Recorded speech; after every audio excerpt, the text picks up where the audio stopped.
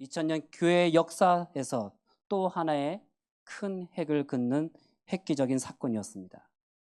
그렇다면 이 중요한 안티옥 교회는 누구에 의해서 세워졌습니까? 20절 말씀을 다시 보시기 바랍니다. 20절 말씀을 함께 읽겠습니다.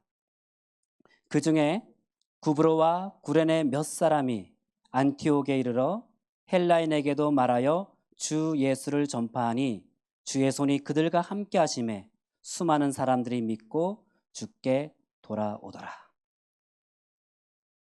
이 안티옥 교회를 세운 사람은 지중해의 섬 구브로, 지금의 사이프러스 섬, 그리고 북아프리카의 항구 도시 구레네에서 온 이름이 없는 몇 사람의 교인들이었습니다.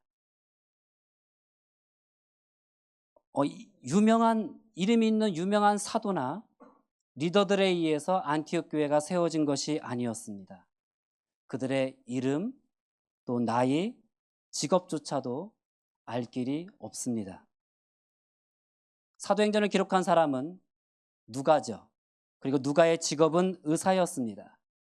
누가의 직업이 의사였기 때문에 그 사람은 매우 분석적이고 매사에 철저한 사람이었습니다. 그리고 누가는 사도행전 이후의 사람이 아니었습니다. 시기적으로 사도행전에 등장하는 사람들과 동시대의 사람들이었습니다. 게다가 누가는 나중에 사도 바울의 수행원이 되었습니다. 사도 바울의 수행원이었기 때문에 그 누구보다도 이 사도 바울에 대해서 자세히 정확히 알고 있었습니다. 오늘 우리가 읽은 본문 25절, 26절에 보면 바울이 바나바와 함께 안티옥 교회에서 1년 동안 공동 목회를 합니다. 그러면 여러분, 이 안티옥 교회에서 공동 목회를 하면 당연히 누가 이 안티옥 교회를 세웠는지 정확히 알고 있었을 것입니다. 그러면 당연히 누가도 그 몇 사람을 알고 있었을 것이지요. 그런데 누가가 이 사도행전을 기록하면서 그 몇 사람이 구브로와 또 구레네 출신이라는 것만을 밝혔을 뿐 이름을 끝내 우리에게 알려주지 않고 있습니다. 그 당사자들이 하나님의 영광을 위해서 자기 자신들의 이름을 드러내려고 하지 않은 겸손한 그리스도인이었기 때문입니다. 자, 그렇게 세워진 안티옥 교회가 어떤 일을 하는지 21절을 보시기 바랍니다. 주의 손이 그들과 함께 하심에 수많은 사람들이 믿고 주께 돌아오더라. 자, 몇 사람에 의해서 세워진 이 안티옥 교회로 인해서 안티옥에 있는 이방인들이 주님을 믿고 새로운 생명을 얻는 그런 역사들이 일어나기 시작했습니다. 자, 안티옥에 있는 이방인들에게 복음을 전한 몇 사람은 바로 유태인들이었습니다. 그리고 그 몇 사람으로부터 복음을 전해 듣고 그리스도인이 된 이방인들은 바로 그리스 사람들이었습니다. 그 그리스 사람들에게 몇 사람이 전한 복음의 핵심, 그것이 무엇이겠습니까? 나사렛 예수가 온 인류를 구원하는 그리스도가 되신다는 메시지였습니다. 그 당시 지중해 세계를 지배하고 있는 이 로마 시대의 유태인은 지배 계급이 아니었습니다. 유태인은 겨우 로마 제국 저 동쪽 자락 끝 변방에 위치하는 아주 작은 나라에 불과했습니다. 그런데 이 로마 제국의 변방에 불과한 유태인, 그것도 경력이라곤 고작 가난한 목수 생활이 전부인 유태인 청년이 하나님의 아들이고 온 인류의 구원자라는 겁니다. 유태인으로부터 예수님이 하나님의 아들이고 구원자라는 이 말을 전해 들은 사람들은 누구보다도 자신들의 역사와 문화에 대해서 대단한 긍지를 가지고 있던 그리스인이었습니다. 그 그리스 사람들이 유태인 나사렛 예수가 온 인류의 구원자라는 말을 듣고 그 유태인들을 자신들의 구주로 영접하는 놀라운 일이 일어났습니다. 여러분, 어떻게 이런 일들이 가능할 수 있겠습니까? 21절을 보십시오. 본문은 그 이유를 주의 손이라고 말씀하고 있습니다.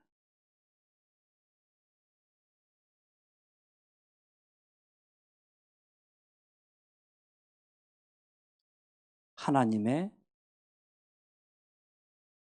손 때문이라고 우리에게 밝혀주고 있습니다. 안티옥에서 담대하게 하나님의 복음을 전하고 오직 하나님의 영광을 위해서 스스로 자신들의 이름을 가렸던 그 몇 사람을 하나님께서 그냥 방치해 두시지 않으셨습니다.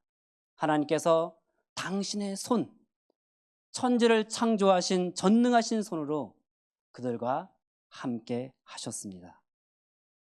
바로 하나님께서 그 하나님의 그 손으로 인해 안티옥에 사는 그리스인들이 나사렛 예수를 영접하는 생명의 역사가 일어났습니다. 이 세상 그 누구도 아무리 보잘것없는 사람이라 할지라도 이 하나님의 손, 전능하신 하나님의 손에 사로잡혀 살기만 하면 그의 삶을 통해서 반드시 하나님의 역사가 일어납니다. 그런데 80세가 될 때까지 미디안 광야에서 양치기로 살던 모세에게 유일한 그의 개인 재산이 있다면 손에 쥐고 있던 마른 막대기, 지팡이 하나였습니다.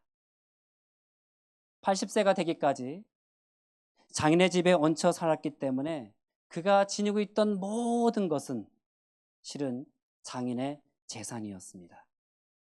결국 그의 개인 것을 따진다면 나뭇가지를 꺾어서 만든 양치기용 지팡이 하나뿐이었습니다. 하나님께서 이 늙고 초라한 가진 것 없는 모세에게 애굽에서 신음하고 있는 이스라엘 백성들을 인도해 내라고 명령하셨습니다.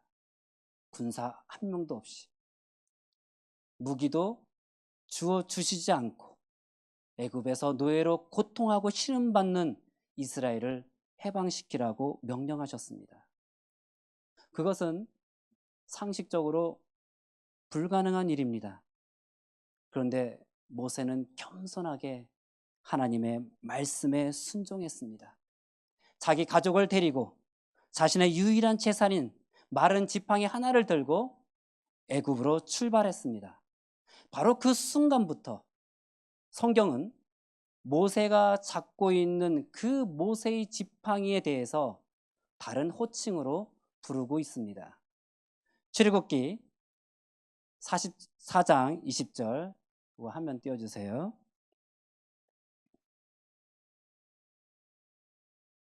출애굽기 4장 20절 화면에 뭐가 떠 있어요? 네. 출애굽기 4장 20절 함께 읽겠습니다. 모세가 그의 아내와 아들들을 나귀에 태우고 애굽으로 돌아가는데 모세가 하나님의 지팡이를 손에 잡았더라. 그 직전까지는요 모세의 지팡이였어요. 그런데 모세가 하나님의 말씀에 순종해서 애굽으로 첫 발을 내딛는 순간 하나님께서는 이 모세의 지팡이를 그냥 지팡이가 아니라 하나님의 지팡이라고 부르고 있습니다. 그 지팡이는 모세가 광야에서 양을 칠 때 사용하던 마른 막대기였습니다. 그런데 하나님의 지팡이로 불리는 그 지팡이는 더 이상 마른 막대기가 아니었습니다. 출애굽기 14장 16절 말씀 읽겠습니다. 지팡이를 들고 손을 바다 위로 내밀어 그것이 갈라지게 하라. 이스라엘 자손이 바다 가운데서 마른 땅으로 행하리라. 모세가 그 지팡이를 앞으로 내밀었을 때 그 거대한 홍해가 쫙 갈라졌습니다. 출애굽기 17장 5절 6절 말씀입니다. 읽겠습니다. 여호와께서 모세에게 이르시되 백성 앞을 지나서 이스라엘 장로들을 데리고 나일강을 치던 내 지팡이를 손에 잡고 가라. 내가 호랍산에 있는 그 반석이 거기서 내 앞에 서리니 너는 그 반석을 치라. 그것에서 물이 나오리니 백성이 마시리라. 모세가 이스라엘 장로들의 목전에서 그대로 행하니라. 모세가 그 지팡이로 광야의 반석을 내리쳤을 때 최소한 200만 명 이상이 충분히 먹고도 남을 물이 반석에서 흘러 넘쳤습니다. 하나님의 손이 마른 지팡이를 잡고 있는 모세와 함께 하셨기 때문입니다. 그 마른 지팡이는 실은 모세 자신이었습니다.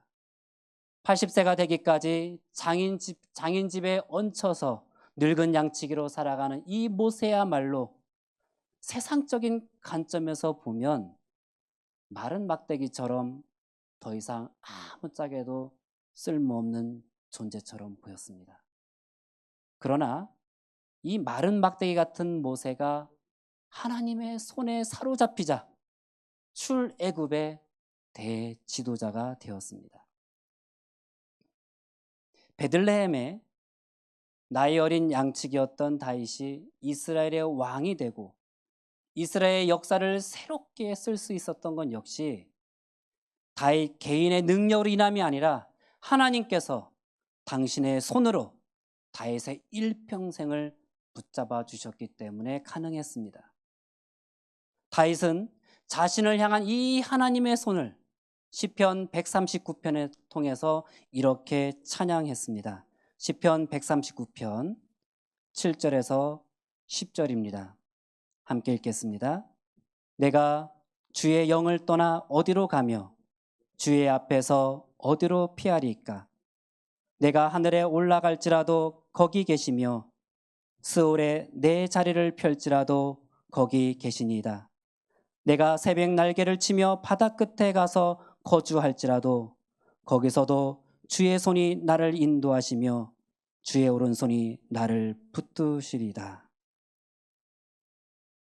주의 손이 나를 인도하시며 또 주의 오른손이 나를 붙드시리이다.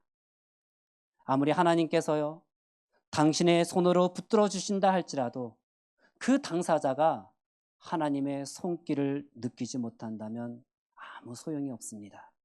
그러나 다윗은 달랐습니다. 언제 어디서나 어느 상황에서나 자신을 붙잡고 계신 그 하나님의 손을 의식하면서 하나님의 손에 사로잡혀 살았습니다. 그래서 다윗은 시편 31편 15절에서 이렇게 고백했습니다. 시편 31편 15절 읽겠습니다. 나의 앞날이 주의 손에 있사오니 내 원수들과 나를 핍박하는 자들의 손에서 나를 건져 주소서. 나의 앞날이 주의 손에 있사오니. 다윗은 우리가 알다시피 많은 사람의 거짓 고소와 또 살해 위협에 시달려야 했습니다. 사울 왕은 이 다윗 한 사람을 죽이기 위해서 특공대 킬러들 3,000명을 조직해서 다윗을 쫓아다니기도 했습니다.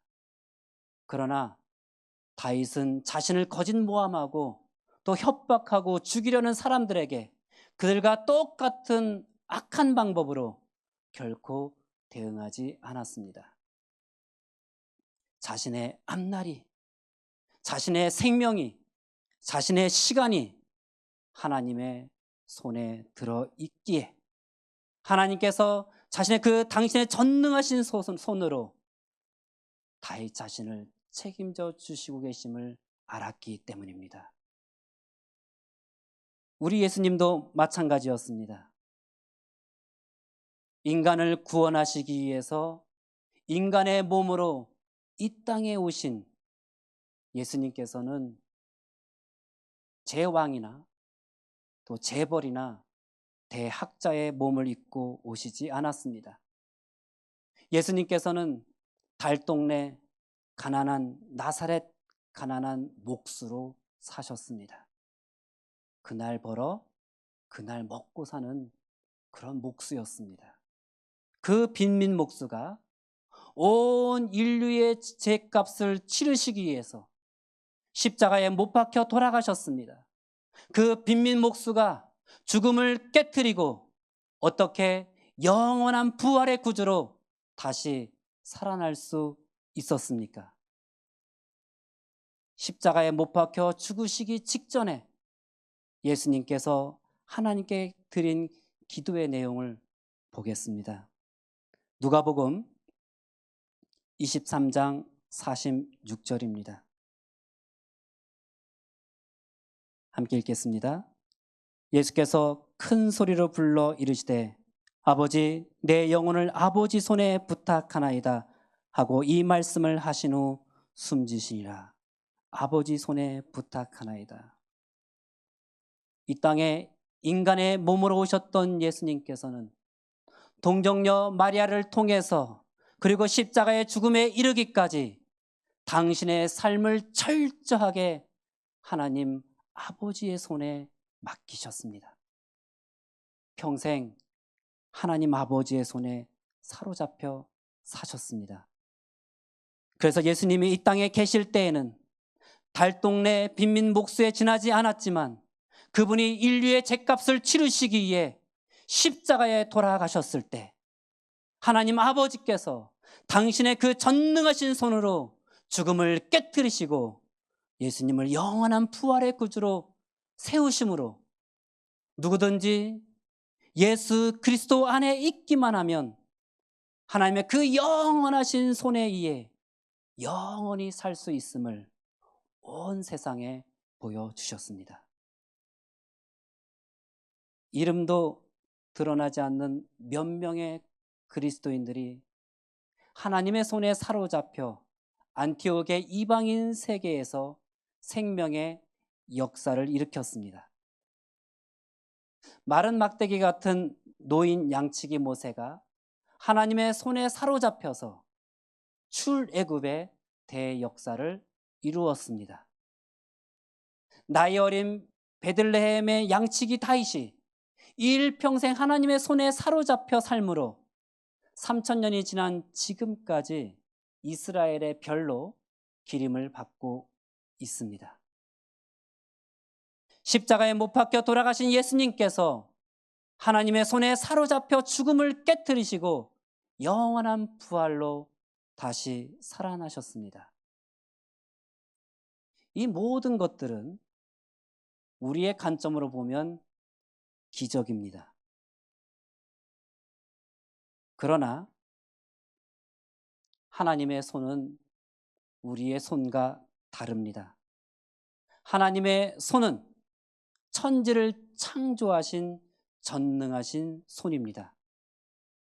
전능하신 하나님의 손에 의해서 그러한 일들이 일어난다고 하는 것은 당연한 일일 뿐 하나님께는 결코 기적이 아닙니다. 여러분, 기적은 따로 있습니다. 하나님께서 이사야 41장 10절 말씀을 통해서 이렇게 말씀하고 계십니다. 이사야 41장 10절 말씀 함께 읽겠습니다. 두려워하지 말라. 내가 너와 함께함이라. 놀라지 말라. 나는 네 하나님이 됨이라. 내가 너를 굳세게 하리라. 참으로 너를 도와주리라. 참으로 나의 의로운 오른손으로 너를 붙들리라. 기적은 하나님 아버지께서 보잘것없는 우리에게 이미 당신의 전능하신 손을 내밀고 계신다는 것입니다. 이뿐만이 아닙니다. 이사야 49장 15절 16절 말씀 읽겠습니다. 여인이 어찌 그 젖먹는 자식을 잊겠으며 자기 태에서 난 아들을 긍휼히 여기지 않겠느냐. 그들은 혹시 잊을지라도 나는 너를 잊지 아니할 것이라. 내가 너를 내 손바닥에 새겼고 너의 성벽이 항상 내 앞에 있나니. 기적은요, 하나님께서 우리 각자의 이름을 잊지 않으시려고 하나님 아버지의 그 전능하신 손바닥에 나의 이름을 새겨 놓으셨다는 사실입니다. 그렇다면 이제 남은 것은요, 우리의 몫입니다. 우리의 손을 내밀어 전능하신 하나님의 손을 붙잡는 것입니다. 오직 말씀과 기도 속에서 우리의 삶을 하나님의 손에 온전히 의탁하는 것입니다. 본문 속 안티옥의 몇 사람 그리스도인들처럼, 미디안 강야의 모세처럼, 베들레헴의 나이 어린 양치기 다윗처럼, 십자가 위에서 고통을 당하셨던 예수님처럼 철저하게 하나님 아버지의 손에 사로잡혀 사는 것입니다. 생각해 보십시오. 아무리 우리가 보잘것없다 할지라도 우리가 전능하신 하나님의 손에 사로잡혀 살 때 어찌 우리의 삶 속에서 새 역사가 일어나지 않겠습니까? 우리가 하나님의 손에 사로잡혀 살 때 이 세상 그 무엇이, 그 누구가 우리의 삶을 뒤흔들 수 있겠습니까? 우리가 하나님의 손에 사로잡혀 살 때 어찌 우리의 삶을 통해 하나님의 역사가 일어나지 않겠습니까? 우리에게 중요한 것은 우리가 성공하고 얼마나 많은 것을 지니고 있느냐가 아니라 누구의 손에 사로잡혀 사느냐 하는 것입니다. 우리가 이 세상에서 아무리 출세하고 아무리 많은 것들을 지니고 있다 할지라도 하나님의 손에 사로잡혀 살지 않는다면 언젠가 썩어 문드러질 내 손만을 의지하며 살려고 한다면 우리의 삶은 하나님 보시기에 썩은 지팡이일 뿐입니다. 사랑하는 성도님들, 혹 전능하신 하나님의 손이 아니라 썩어 문드러질 자신의 손을 의지하며 살아왔다면 우리의 불신앙과 무지함을 하나님 앞에 회개합시다. 혹 본문 속 이름이 드러나지 않은 무명의 몇 사람처럼 세상에 전혀 알려지지 않은 존재로 살고 있습니까? 미디안 강야 80세 노인 모세의 마른 막대기처럼 볼품없는 초라한 인생을 살고 있습니까? 베들레헴의 나이 어린 양치기 다윗처럼 작고 연약하기만 하십니까? 자신이 아무리 생각해도 아무 가치가 없는 존재로 여겨지십니까? 십자가에 못 박혀 죽으신 예수님처럼 죽음의 고통 속으로 빠져들고 있습니까? 그러나 두려워하지 마십시오. 하나님께서 우리를 향해 이미 내밀고 계신 하나님의 전능하신 손이 있음을 잊지 맙시다.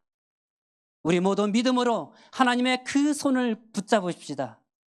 오직 기도와 말씀 속에서 하나님의 손에 사로잡혀서 사는 그리스도인이 됩시다. 우리가 하나님의 손에 사로잡혀 살기만 하면 나의 보잘것없는 삶을 통해서도 하나님의 역사는 반드시 일어납니다. 왜냐하면 우리는 마른 막대기처럼 초라하고 보잘것없어도 우리를 붙잡고 계신 그 전능하신 하나님의 손은 천지를 창조하신 전능하신 손이기 때문입니다. 언제나 중요한 것은 무엇을 지니고 있느냐가 아니라 내가 누구의 손에 사로잡혀 사느냐 하는 것입니다. 이제 함께 기도하시겠습니다. 기도하실 때요, 주님, 이미 나를 향해서 내밀고 계신 하나님의 전능하신 손을 제가 의지합니다. 나의 손, 나의 지혜, 나의 능력을 의지하는 것이 아니라 오직 하나님의 손을 의지하기로 주님 이 시간에 결정합니다.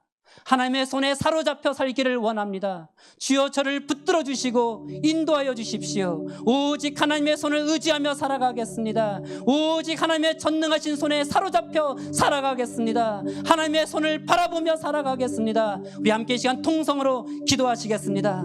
놀라우신 하나님 아버지, 우리 안에 역사하시는 아버지에서 주님 감사합니다. 우리를 향해서 이미 내밀고 계신 그 하나님의 전능하신 손이 있음에 주여 감사합니다.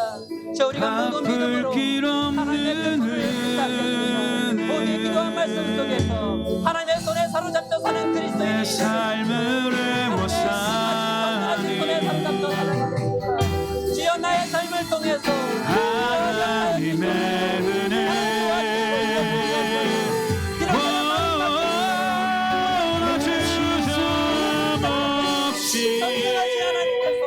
천지를 창조하신 전능하신 하나님의 그 땅을 밟은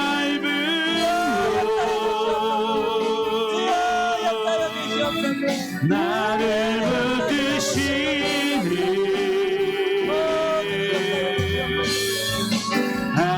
하나님의 은혜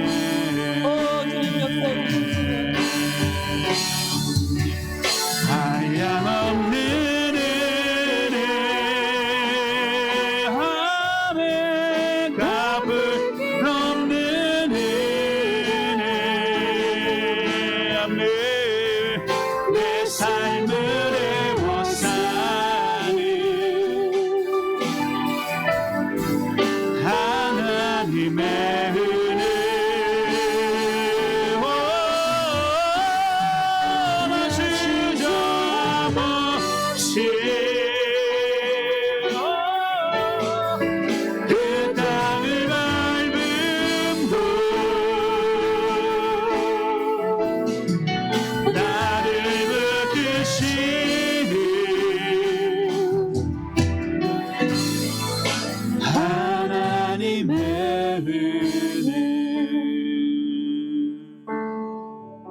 하나님께서 우리를 향해 이미 내밀고 계신 그 하나님의 전능하신 손이 있음을 감사합니다. 주님, 우리 모든 믿음으로 하나님의 손을 붙잡겠습니다. 오직 기도와 말씀 속에서 하나님의 손에 사로잡혀 사는 그리스도인들이 되겠습니다. 주여 우리 가운데 역사해 주시고 우리를 통해서 새해 역사를 일으키시는 하나님을 찬양합니다. 예수 그리스도의 이름으로 기도했습니다.